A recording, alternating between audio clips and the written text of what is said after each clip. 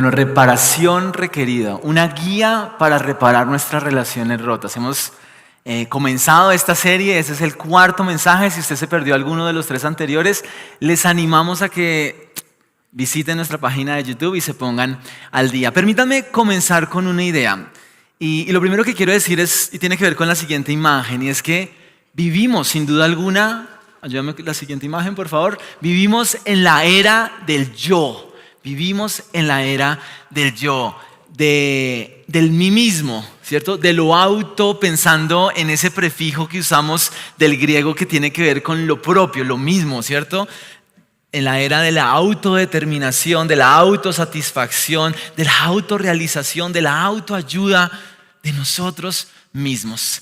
Y de una otra manera, en esta era, damos preeminencia de manera absoluta a lo propio. ¿Cierto? A nuestras necesidades, a nuestras opciones, a nuestros derechos, a nuestros privilegios, por encima de los del colectivo, por encima de los de los otros.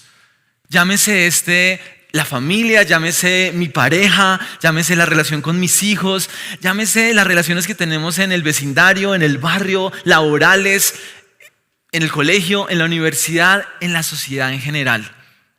Y de una u otra manera pareciera que todavía viviéramos antes del siglo XV, cuando el mundo, la tierra en general que la gente en realidad pensaba que el sol y el universo entero giraba alrededor de la tierra. Y es decir, nosotros pareciera que de una u otra manera, y a veces muy sutil, vivimos como si todo girara alrededor de nosotros mismos. Y pensando en esta era del yo creo que, y con la siguiente imagen, una figura, una imagen que simboliza sin duda alguna lo centrados en nosotros mismos, lo narcisistas que podemos llegar a ser, es las selfies, ¿cierto? Porque sin duda también vivimos en la era de la selfie, ¿sí? ¿Alguno se ha tomado alguna selfie? Claro que sí, ¿sí? Uno se pone, ¿sí? Y se toma la foto, ¿sí? Algunos dicen que la pose preferida de los hombres es así, sacar los músculos, ¿sí? Y toma la foto. O poner la mano aquí en la cintura, ¿sí? Fruncir la boca y hacer cara de pato. Todos han hecho cara de pato, yo sé, ¿sí? La era del selfie, esa foto que nos hacemos a nosotros mismos, ese autorretrato para demostrar quiénes somos, con quién estamos, en qué lugar, a qué lugar hemos ido, con qué persona nos hemos encontrado. No solo para dar una proyección de nosotros mismos, sino de quién queremos ser y de lo que creemos que otros admiren y reconozcan de nosotros. La era del selfie. Y es que las cifras son impresionantes. Imagínense estas cifras. Dice un informe de la BBC de Londres, que ayúdame con la siguiente imagen, que más de 1 millón de selfies se suben a las redes sociales diariamente.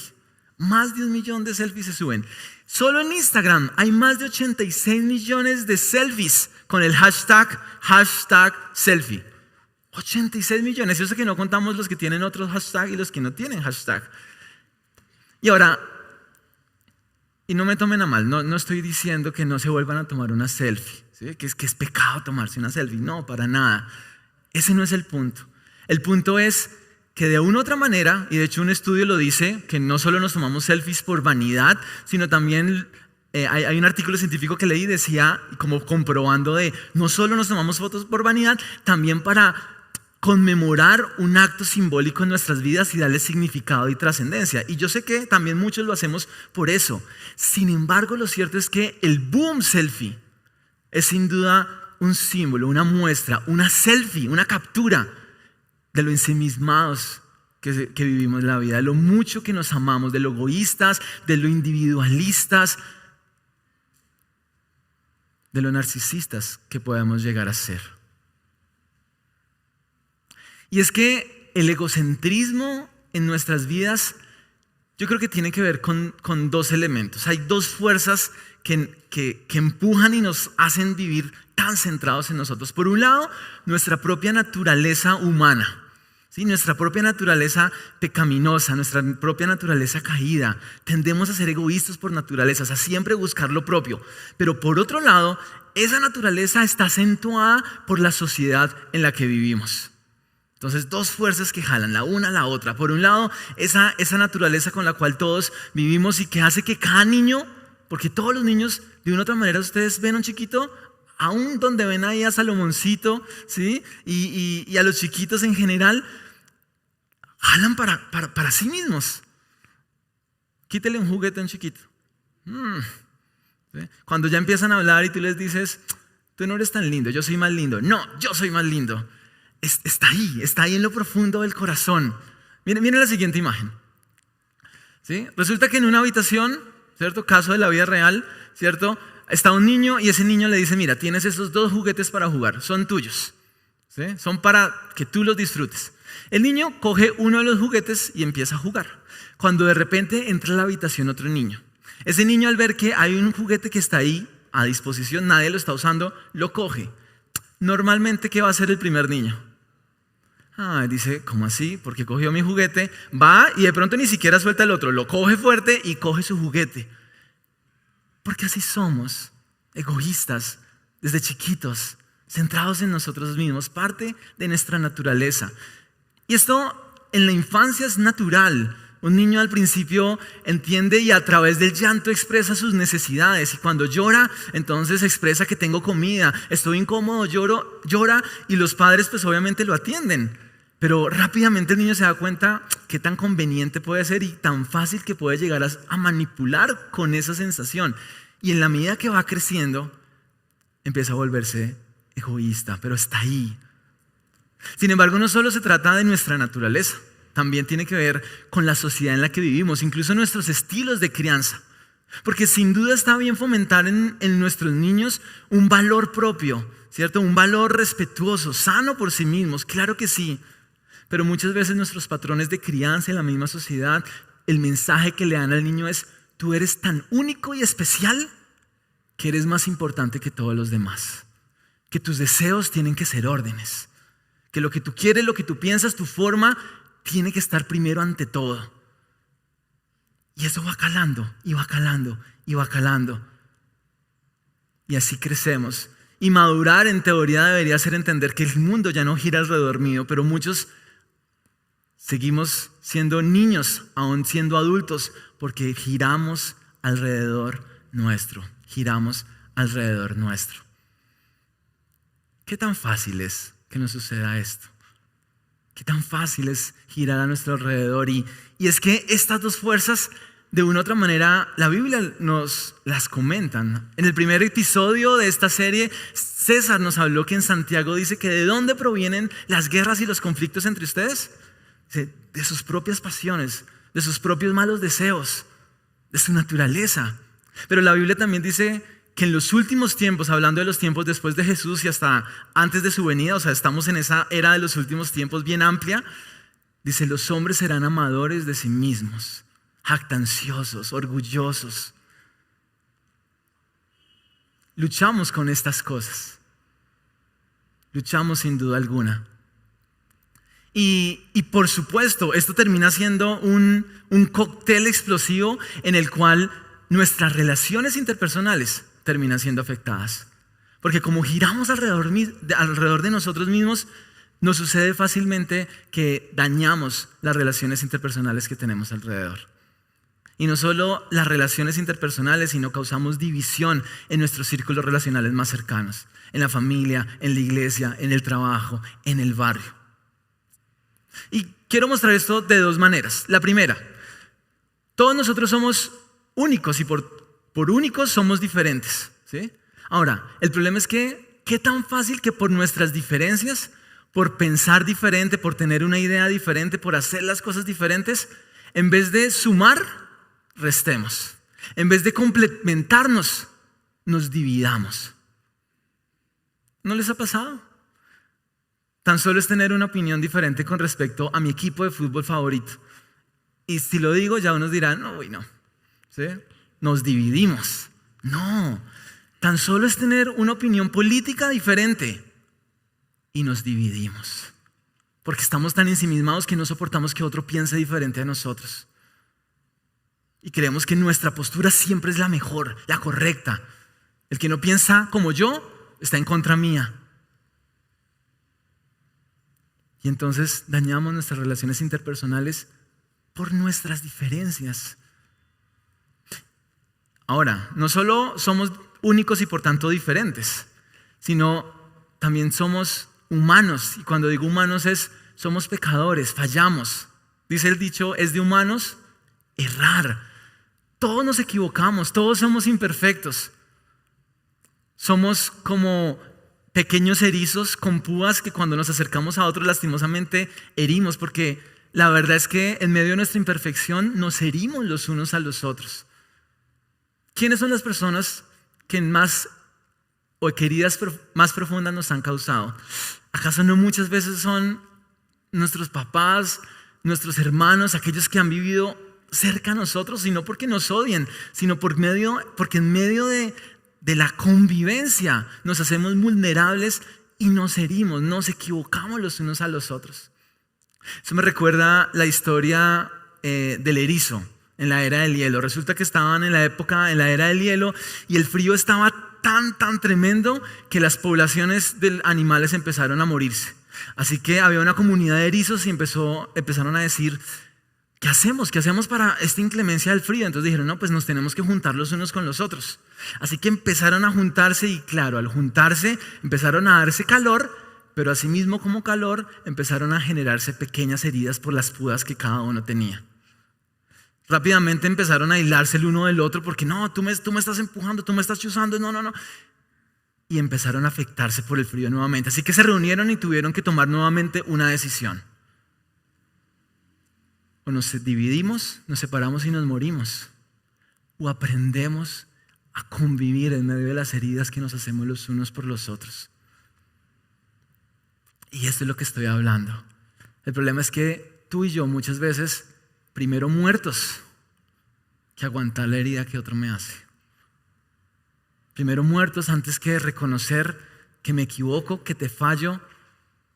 Entonces te pido perdón y soy capaz de perdonar.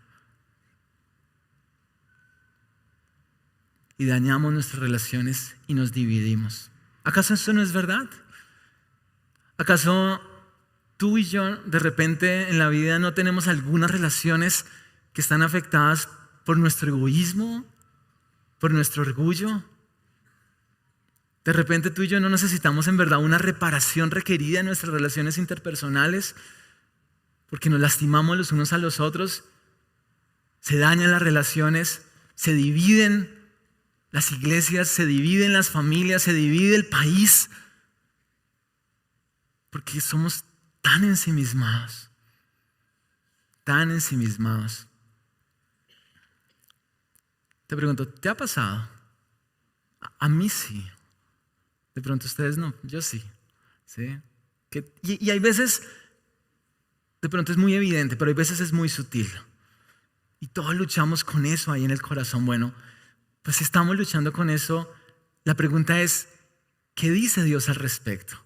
¿Cómo afrontamos esto?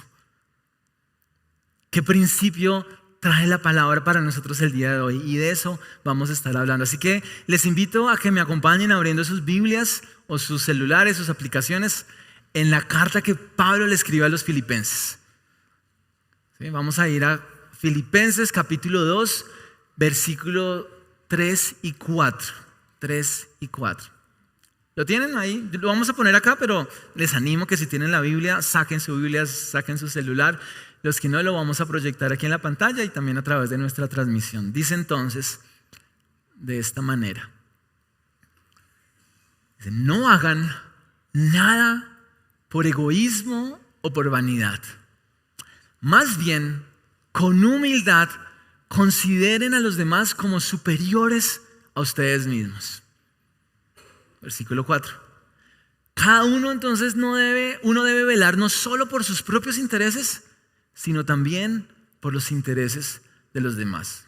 Un poquito de contexto. ¿Por qué Pablo les está escribiendo esto a los filipenses? Y la primera pista de contexto la encontramos en el versículo inmediatamente anterior, versículo 2. Miren lo que dice. Gracias. Pablo les está hablando y les dice, ¿saben qué? Llénenme de alegría teniendo un mismo parecer un mismo amor, unidos en alma y pensamiento. Pablo les está diciendo, la voluntad de Dios, no solo la mía, sino la voluntad de Dios, es que vivamos en unidad, que tengamos un mismo amor, un mismo parecer, unidos en alma y pensamiento. La voluntad de Dios para nosotros es que tengamos buenas relaciones interpersonales. La voluntad de Dios para nuestras vidas, para nosotros como comunidad, para tu familia, para tu organización, para nuestro país, es que estemos unidos, que tengamos buenas relaciones interpersonales. Y por eso Pablo les está diciendo eso. El problema es que, tal cual como nos sucede a nosotros y como bien describí ahorita, los filipenses también estaban luchando, estaban teniendo un montón de desafíos alrededor de sus relaciones interpersonales. Habían envidias, habían rivalidades, unos se oponían a los otros, habían discusiones, peleas. Y entonces Pablo les dice, no, esto no puede hacer, esto no es propio de aquellos que nos consideramos seguidores de Jesús. Y entonces lo que hace Pablo en este pasaje que vamos a estar explorando hoy es dar la propuesta de Dios, ¿cierto? Para cómo vivir en unidad y luchar con ese egocentrismo que tenemos cada uno de nosotros. Es la propuesta de Dios, parte de su propuesta para vivir con relaciones reparadas, restauradas. Porque no está bien que nosotros andemos por la vida con nuestras relaciones dañadas. Con un familiar, con un amigo, con mi esposo, con mi hijo, con el vecino, en el trabajo. No tiene sentido.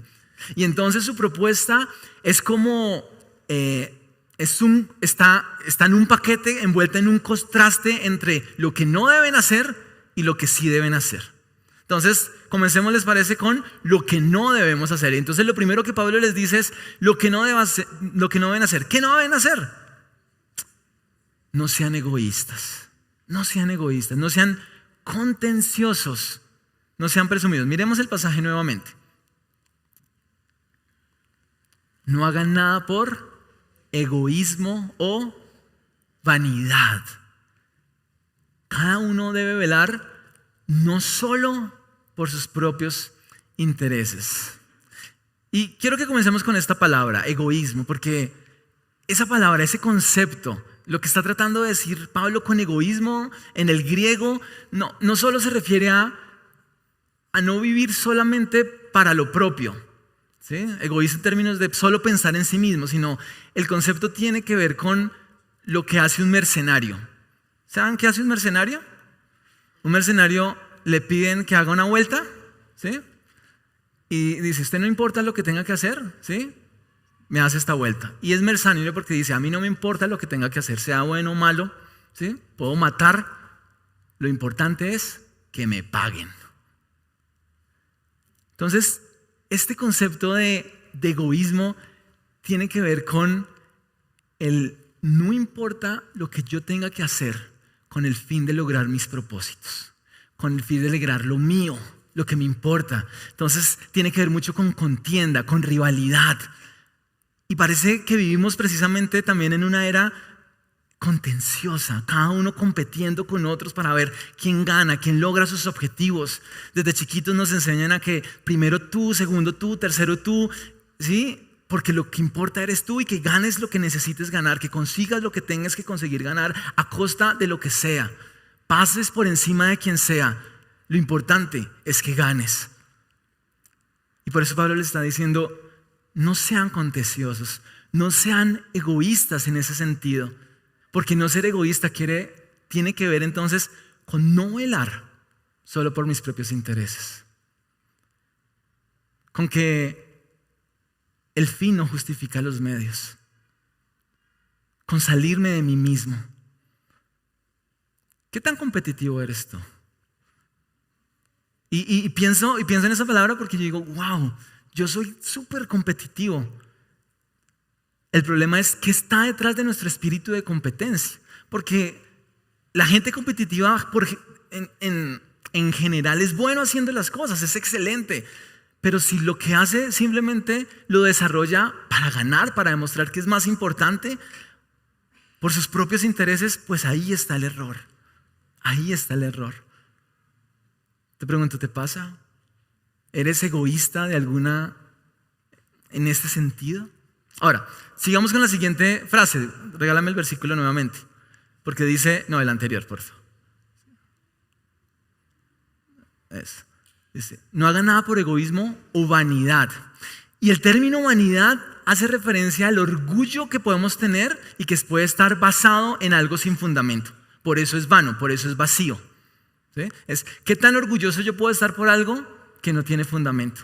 Entonces, cuando nos volvemos orgullosos por algo que no tiene fundamento, pues nos volvemos jactanciosos. ¿Qué no tiene fundamento? No tiene fundamento envanecerme por el carro que tengo, las propiedades que tengo, lo que he logrado, lo que me estoy comiendo, dónde estoy visitando. O sea, hay un montón de cosas que no tienen sentido y que no aportan en verdad la identidad de quiénes somos. Por eso en la palabra dice que no se gloríe el hombre por nada, sino solo de una cosa, por conocerme a mí. ¿Sabes por qué sí te puedes gloriar? Por tener a Jesús en tu vida. Por su vida en nosotros, que es capaz de transformar y al transformar mejorar nuestras relaciones, traer perdón y sanidad a nuestras vidas. Gloríate de conocer al Señor y el cambio que Él pueda hacer en tu vida para el beneficio de otros. Pero gloriarnos por el carro que tenemos, por el celular que portamos, por la universidad de la cual salimos, por el puesto que tenemos, no tiene sentido. Porque cuando lo hacemos y nos volvemos vanidosos, la vanagloria, terminamos volviéndonos prepotentes, orgullosos, fanfarrones, petulantes. Y parte de lo que está diciendo Pablo es, no seas orgulloso, no seas petulante, no fanfarrones, porque es que debemos entender que ahí no está nuestro valor. Si presumimos por esas cosas, es vanidad, no tiene sentido. Y es que esto es muy propio del ser humano. Es muy propio del ser humano. De hecho es muy propio, y Pablo se los dice porque la cultura grecorromana en la cual ellos vivían fomentaba eso. El orgullo de ser ciudadano romano. Y claro, los filipenses, aunque pertenecían a la provincia de Macedonia, eran ciudadanos romanos y se consideraban por eso superiores a los demás. Es como cuando digo, yo soy mejor porque yo soy de Bogotá. ¿Han visto esas peleas en las redes sociales? No, pero es que yo soy de Medellín. No, pero yo soy Cali y lo demás es Loma. Pero ese orgullo nacional que hay veces podemos tener o territorial termina afectando nuestras relaciones. Y en el contexto grecorromano allá había un valor del honor y la vergüenza. Y entonces yo lo que hacía, todo lo que hago tiene que mostrar honor porque si no me quita. Entonces estoy avergonzado y si alguien hace algo contra mí, pues tengo vergüenza. ¿Y cómo recupera la vergüenza? Pues haciéndole pagar al otro. Y miren que esa cultura del honor y la vergüenza pareciera también muy propia latinoamericana, colombiana. ¿Cuál es la historia de nuestras guerras? ¿Acaso no es el recuperar el honor de mi familia porque esta persona me hizo daño, entonces no sabe con quién se metió y entonces te caigo peor?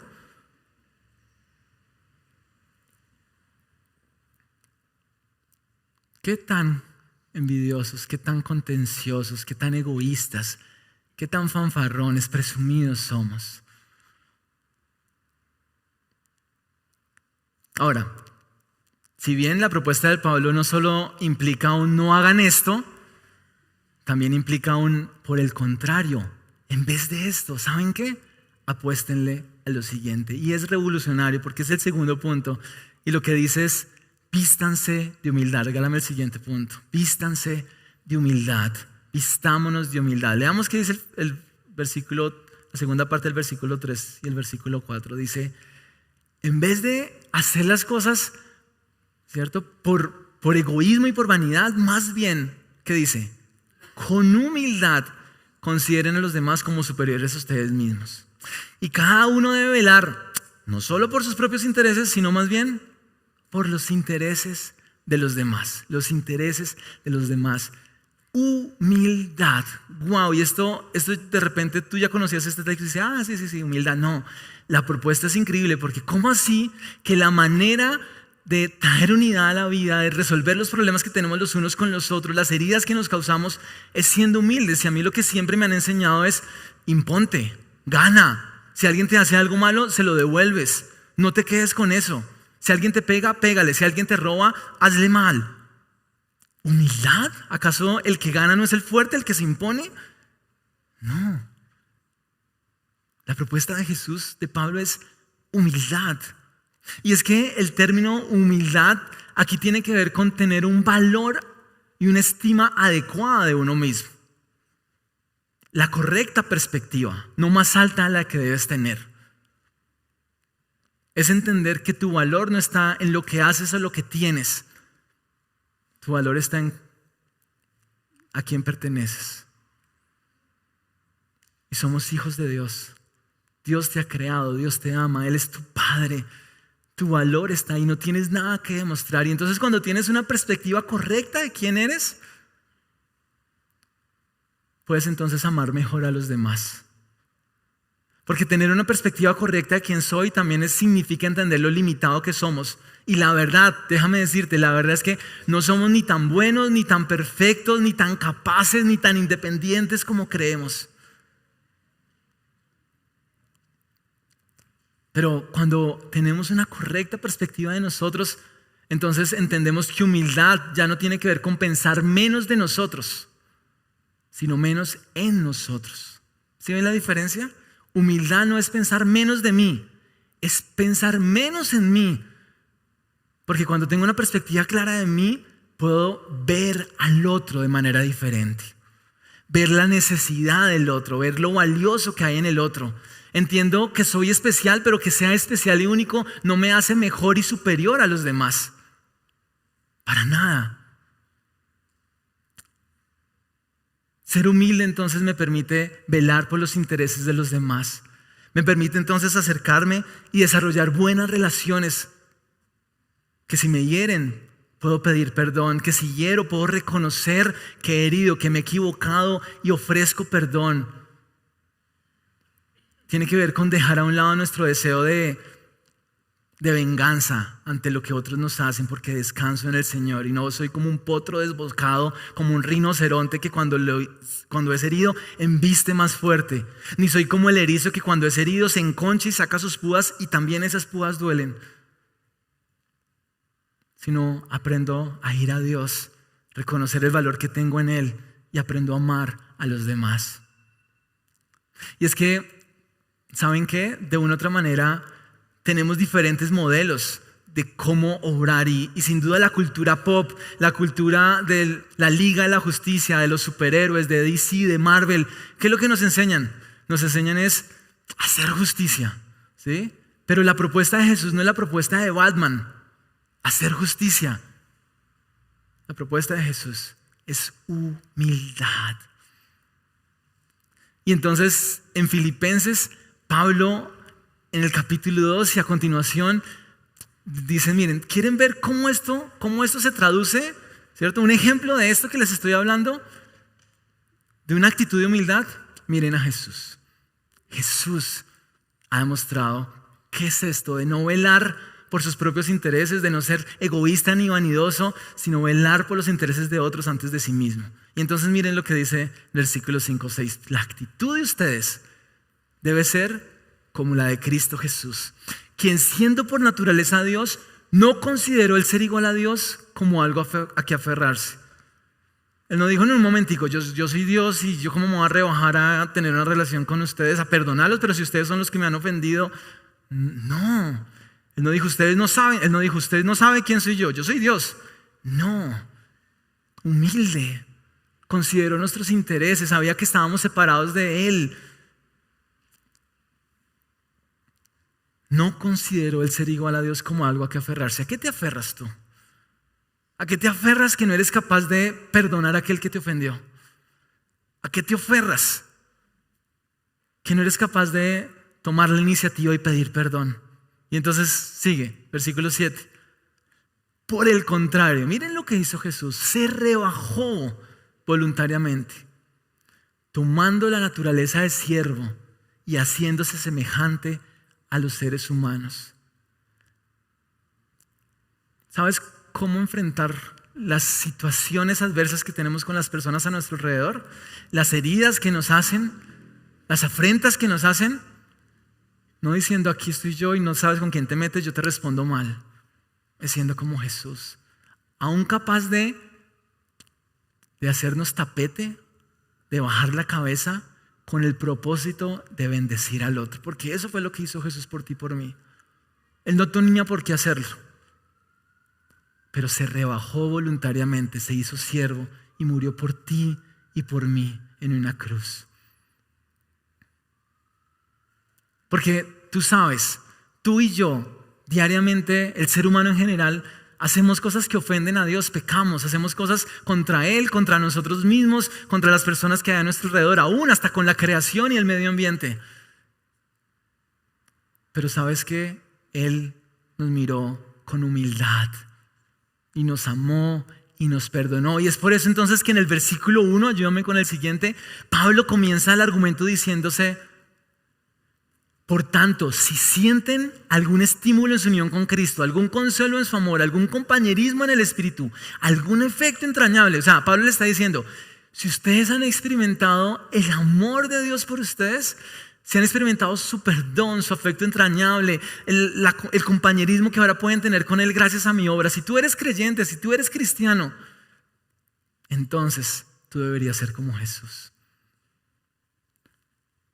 No egoísta, no contencioso, no presumido, sino humilde. Humilde. Porque la única manera que nuestras relaciones sean reparadas es si tú y yo somos humildes. Permítame cerrar con estas dos historias. La primera, siglo XV. Durante el siglo XV, Nicolás Copérnico, un astrónomo, hizo, después de desarrollar diferentes observaciones sobre el universo, una declaración que revolucionó el mundo entero hasta hoy en día. ¿Sí? Miren lo que dice Nicolás Copérnico. Dijo: si un hombre quiere saber la verdad, debe cambiar su forma de pensar. A pesar de lo que hemos dicho durante años, nuestra Tierra no es el centro del cosmos, sino solo un cuerpo celeste entre muchos. El sol no se mueve a nuestro alrededor, nosotros nos movemos alrededor del sol. Y tienen que saber que muchos al principio no le creyeron y no les gustó mucho lo que él dijo, para nada, porque parte de la expresión natural es: no, pero ¿cómo así? Si nosotros somos el centro de todo. Pero la revolución copernicana tiene que ver con que nosotros no somos el centro del universo, ni siquiera la Tierra. Tú no eres el centro del universo. Hilando con la misma historia, años más tarde, el psicólogo suizo Jean Piaget, ya no estudiando estrellas, sino estudiando niños, y al estudiar niños, identificar lo egoísta que son los niños, dijo en algún momento lo siguiente: llévame. Cada niño debe experimentar su propia revolución copernicana. Y saben que lo que quiero decir es que creo que no solo los niños, ¿sí?, sino tú y yo, todos nosotros, necesitamos entender que el mundo no gira a nuestro alrededor. Tenemos que dejar nuestro egoísmo, nuestro orgullo, nuestra presunción. Tú y yo ya no solo necesitamos la revolución copernicana. ¿Sabes qué revolución necesitamos? La revolución de Jesús, la revolución de la humildad. Y es revolucionario porque pareciera que no es lo lógico, pero la apuesta del evangelio es: si tú eres humilde. El mundo dice: los humildes no ganan, los humildes pierden. Pero Jesús dice: los humildes heredarán la tierra, los humildes al final ganan. Permítanme obrar en la vida. Arreglan sus relaciones interpersonales. La revolución de la humildad. Termino entonces con un resumen de lo que hemos dicho. Hemos dicho entonces que para mantener la unidad en nuestras relaciones interpersonales, tanto de manera individual como colectiva, Dios nos invita a no ser ni egoístas, ni contenciosos, ni presumidos, sino a vestirnos de humildad.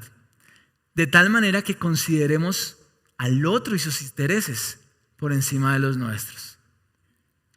Jesús es nuestro modelo a imitar. Él fue humilde y a través de su muerte y resurrección nos reconcilió con Dios y nos invita a que si hemos recibido su perdón, entonces de eso mismo ofrezcamos de manera humilde a los demás. Antes de orar, quiero regalarles tres aplicaciones. ¿Sí? ¿Qué hacemos con todo esto que escuchamos? Listo, ok, tengo que, ¿cierto? No ser egoísta, no ser presumido, pensar en los demás, sus intereses por encima de los míos, ser humilde como Jesús. Pero ¿cómo lo aterrizamos a nuestras vidas? Primera invitación, ¿sí? Te invito a que en este momento y durante esta semana trates de identificar qué tan orgulloso, qué tan egoísta y presumido eres. Y te hago la invitación porque el orgullo y el egoísmo es como el mal aliento. ¿Sí? Normalmente el único que no se da cuenta, que no sabe que tiene mal aliento, es ¿quién? Es uno. ¿Sí? Esta mañana estaba corriendo, ¿cierto? Y salí a correr y llegué obviamente súper sudado. Y entonces llegué a la casa y pues yo, no, estaba bien.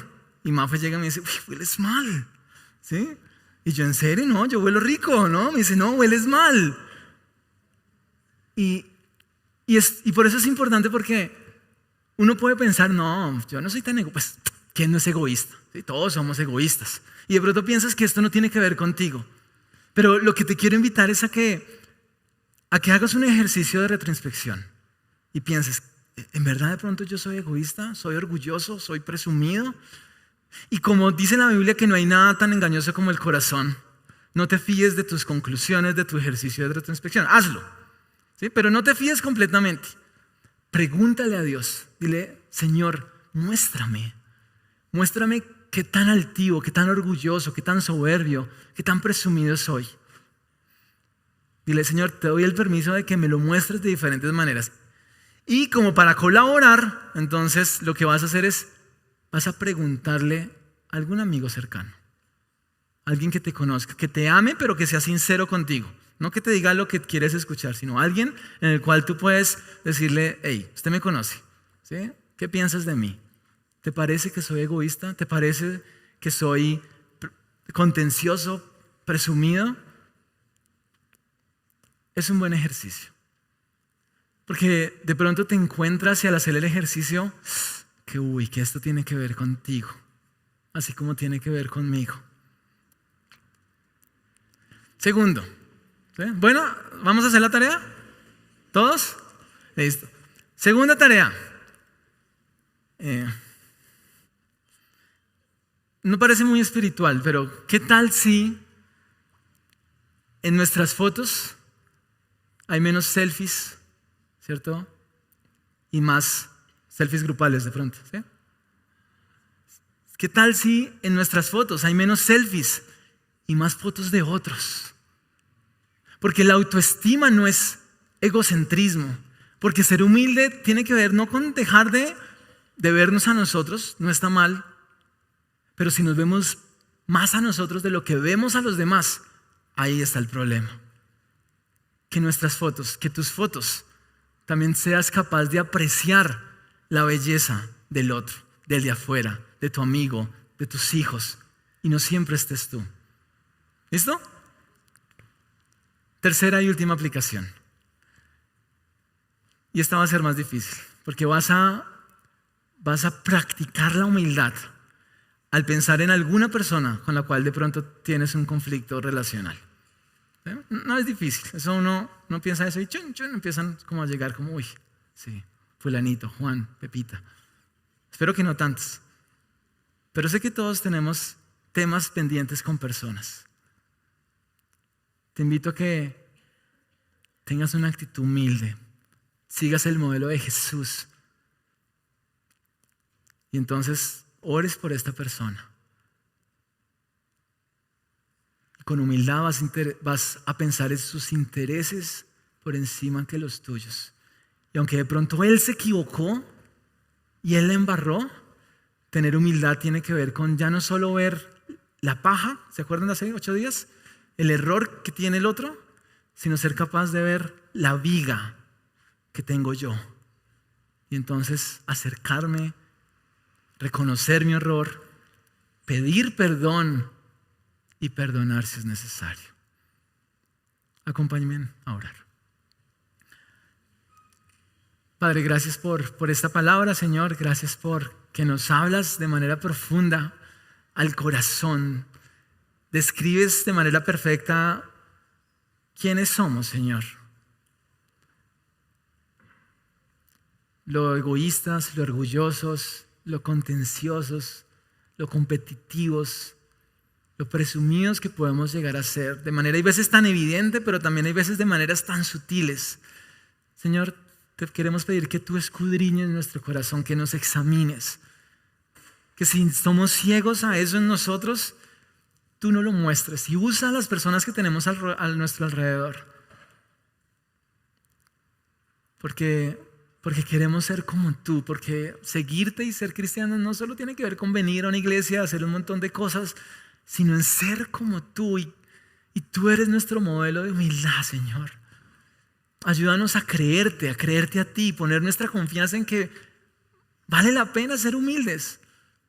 Y por el contrario, no vale la pena responder al mal con mal, sino humildes como tú. Transforma nuestro corazón. ¿Cuánto te necesitamos? Y claro, por supuesto, Señor, no podemos dar algo de lo que no tenemos. Y si de repente tú que estás ahí sentado o nos estás viendo, todavía no te has puesto a cuentas con Dios y de pronto estás viviendo una vida separada de Él que le ofende, hoy Él en humildad te invita a que lo recibas en el corazón, que te entregues a Él, que pidas perdón por tus pecados. Él humildemente murió en la cruz por cada uno de nosotros. Recibe su perdón, recibe su amor y de eso entonces ofrece a los demás. Señor, queremos ser como tú. Transfórmanos, cámbianos. Te amamos. En el nombre de Cristo Jesús. Amén.